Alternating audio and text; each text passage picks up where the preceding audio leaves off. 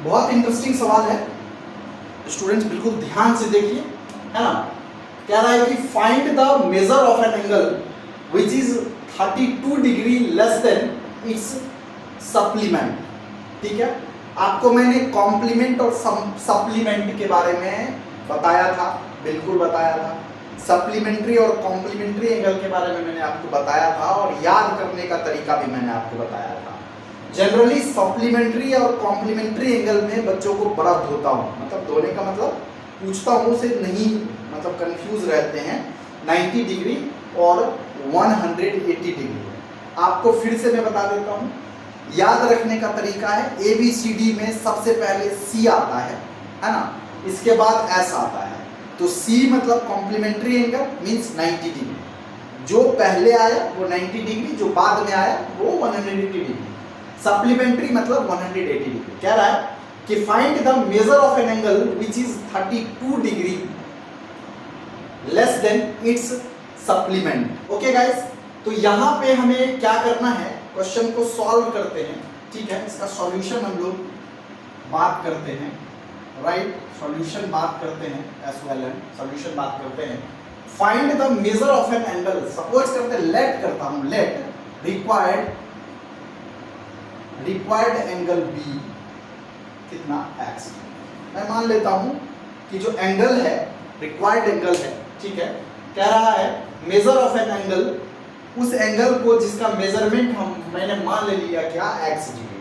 ठीक है, required angle b, measure of an angle b x degree, आप लिख लीजिएगा। ओके, हमने x डिग्री लेट कर लिया, which is 32 less than it's supplement, जो क्या है इसके सप्लीमेंट से 32 डिग्री क्या है, कम है। किसके, इसके सप्लीमेंट से। तो इसका सप्लीमेंट क्या हो गया, अगर हमने एक एंगल 180 डिग्री जो है कि पूरा सप्लीमेंट्री एंगल का, दो एंगल सपोज कीजिए कि A और B एंगल सप्लीमेंट्री एंगल है, तो इन दोनों का सम 180 डिग्री होगा, है ना। अगर मैं एक एंगल को x ले चुका हूं तो डेफिनेटली जो है वो आपको B एंगल जो है वो 180 डिग्री माइनस x होगा। मतलब सप्लीमेंट्री एंगल में अगर हमने एक एंगल x डिग्री को मान लिया तो इसका जो सेकेंड एंगल होगा, इसका जो सप्लीमेंट होगा वो 180 माइनस x होगा। तो यहां पे हम लोग लिखेंगे then the supplement of an angle b कितना, सप्लीमेंट कितना हो जाएगा 180 डिग्री एंड माइनस x। ठीक है, यहां तक कोई दिक्कत नहीं, समझ में आ गया होगा क्या कह रहा है। फिर से सवाल को समझाता हूं, सवाल समझिए, क्योंकि पहले घोलना है फिर पीना है ना, घोल के पिलाऊंगा, तो इसीलिए पहले घोलने का मतलब यह है कि find the measure of an angle. तो हमने measure of angle, required angle को हमने x सेलेक्ट कर लिया, इसका सप्लीमेंट जो है कह रहा है कि 32, इसका सप्लीमेंट क्या कह रहा है कि which is 32 less than it's supplement, इसके सप्लीमेंट से 32 जो है कि वो कम है ना। इसके सप्लीमेंट से क्या है, 32 कम है। कौन, तो ये इसका टोटल एंगल है, तो इसका जो सप्लीमेंट एंगल होगा वो 180 डिग्री है अकॉर्डिंग टू क्वेश्चन। जो क्वेश्चन कह रहा है उसको समझिए, है ना। एक साइड में लिखता हूं 108 माइनस x और एक साथ लिखता हूं x। ठीक है, बिल्कुल एकदम बेसिक तरीका समझा रहा हूं इक्वेशन को इक्वेट करने का, है ना। एक चीज आपको बिल्कुल ध्यान रहे, बिल्कुल आपको समझ में आए, ठीक है, क्या कि मैं कह रहा हूं कि 10 जो है वो 10 के इक्वल है ना, तो डेफिनेटली इक्वल है। मैं बोलता हूं कि जो फर्स्ट नंबर है वो सेकेंड नंबर के ट्वाइस है, तो या तो ट्वाइस को करने के लिए 2 से इसमें मल्टीप्लाई करेंगे या 2 से इसमें डिवाइड करेंगे, तभी इक्वेशन इक्वल होगा।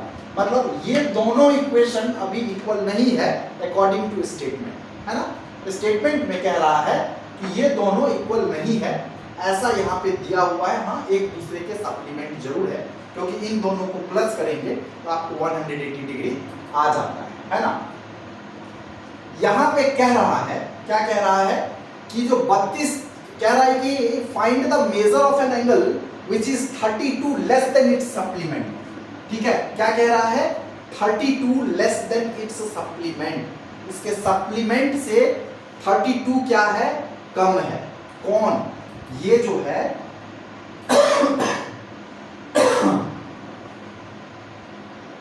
ये जो है कि 32 कम है, ये 32 कम है ना, तो मतलब ये 32 ज्यादा है ना। अगर ये 10 डिग्री रहा होगा तो कहने का मतलब ये है कि ये अगर 10 डिग्री है तो डेफिनेटली ये जो है कि 42 डिग्री है ना, समझिए ऐसे। अगर ये 10 डिग्री है तो ये 42 डिग्री है। ये 10 डिग्री कैसे आएगा, जब इस पे मैं क्या करूंगा, 32 डिग्री को माइनस करूंगा, तभी जाकर के ये इक्वल हो पाएगा, है ना।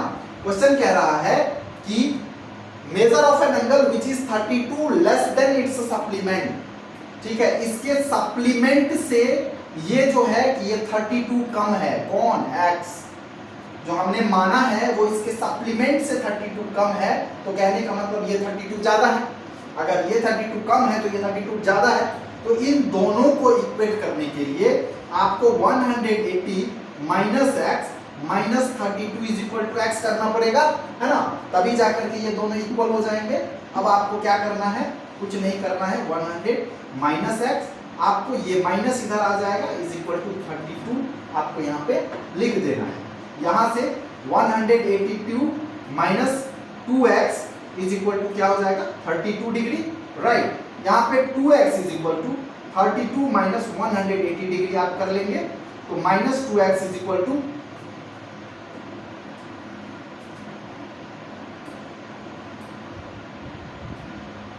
148 डिग्री जो है ये आपका आएगा, है ना, मतलब सॉरी माइनस में आएगा 148 डिग्री। यहां से माइनस माइनस कैंसल आउट हो जाएगा। x is equal to guys आपको 148 अपॉन में 2, तो आप यहां से फाइंड आउट कर सकते हैं 74 डिग्री, है ना। तो x का जो वैल्यू हुआ, जो रिक्वायर्ड एंगल हुआ, ठीक है, वो कितने हो गए, 70, है ना। और अगर आपको अब इसके सप्लीमेंट फाइंड आउट करने हैं तो आप इसको क्या करेंगे, 180 डिग्री में से आप 74 डिग्री को माइनस कर देंगे। जैसे ही 74 डिग्री आप यहाँ से माइनस करते हैं तो आपको जो है कि यहाँ पे आ जाता है 106 डिग्री, 100 आपको क्या आ जाता है, 6 डिग्री।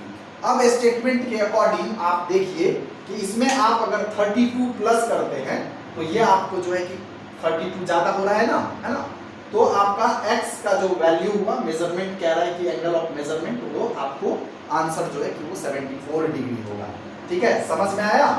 नहीं समझ में आया तो मुझे बताइएगा, मैं वापस से इसको समझा दूंगा। ओके, वैसे समझ में आ गया होगा, बहुत ज्यादा कुछ है। ठीक है, चलिए नेक्स्ट सवाल पे हम लोग आते हैं। नेक्स्ट सवाल कह रहा है, सेकंड नंबर का सवाल कह रहा है कि the supplement angles are in the ratios 3:2, find the angle, है ना। कह रहा है कि सप्लीमेंट एंगल है, सप्लीमेंट्री एंगल है, तो कहने का मतलब है कहीं से भी दो एंगल, उसका रेशियो 3:2 दिया हुआ, मतलब इसका जो रेशियोज हैं वो 3:2 के रेशियोज में दिया हुआ है एंगल सप्लीमेंट्री के, है ना। तो कह रहा है कि इसका एंगल फाइंड आउट करना है। ठीक है, कुछ नहीं करना है, हम लोग क्या करेंगे, लेट कर लेते हैं। क्वेश्चन नंबर 2 के साइड आते हैं, आंसर, सॉरी ये इसका आंसर है, answer number 2, let be the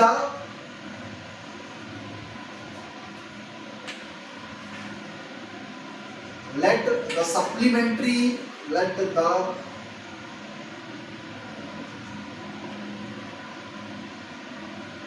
angle be 3x degree and 2x, मतलब कि जो अनुपात दिया हुआ है, मतलब जो रेशियो दिया हुआ है, उसमें मैं क्या करता हूं, x से मल्टीप्लाई कर देता हूं।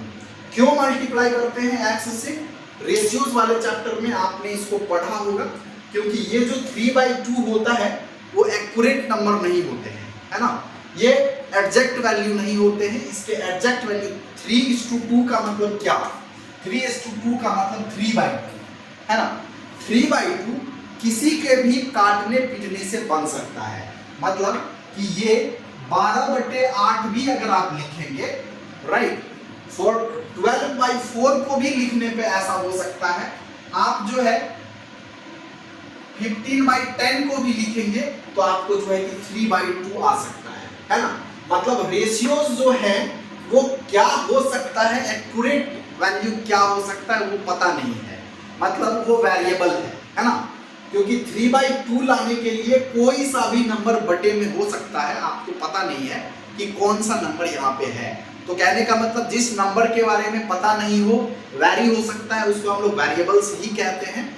तो इसीलिए मैं एक वेरिएबल को क्या करता हूँ कि जब रेशियोज में इंक्लूड कर देते हैं तो वो रेशियो जो है कि एक्यूरेट वैल्यू दे देता है हमें, उसको हम लोग एक्यूरेट वैल्यू निकालते हैं, है ना।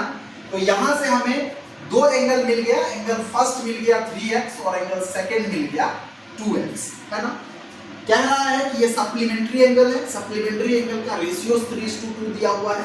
तो डेफिनेटली जो है कि अकॉर्डिंग टू क्वेश्चन अगर आप बात करेंगे तो 3x + 2x जो है कि वो 180 डिग्री के इक्वल होगा, है ना। क्योंकि सप्लीमेंट्री है तो सप्लीमेंट्री के कहीं से भी दो एंगल का सम 180 डिग्री होता है। ओके, हमने यहाँ पे किया, ये आपका जो है कि 5x = कितना 180 डिग्री होगा और x का वैल्यू आप यहाँ से 180/5 करेंगे, ठीक है। तो ये आपको 36 डिग्री जो है वो आ जाएगा, मतलब x का वैल्यू क्या हो गया 36 डिग्री। जो x का वैल्यू 36 डिग्री आया है ये इसका आंसर नहीं हुआ। अब आपको एंगल्स निकालने हैं, है ना। तो आपको फर्स्ट एंगल जो है, जो आपको फर्स्ट सप्लीमेंट्री एंगल आप निकालेंगे वो आपको 3 में 36 से मल्टीप्लाई करके आएगा, है ना। एक आपको 108 डिग्री हो जाएगा एंड सेकेंड अगर आप यहाँ से निकालते हैं, सेकेंड एंगल अगर आप निकालते हैं इसकी सप्लीमेंट्री तो आपको 2 × 36 करना पड़ेगा, मतलब 36 × 2 72 डिग्री होता है, ठीक है। तो आपको यहाँ पे 72 डिग्री होगा। अब आप इन दोनों को प्लस करोगे, ठीक है, तो आप देखोगे कि ये आपको 180 डिग्री आ जाता है ना।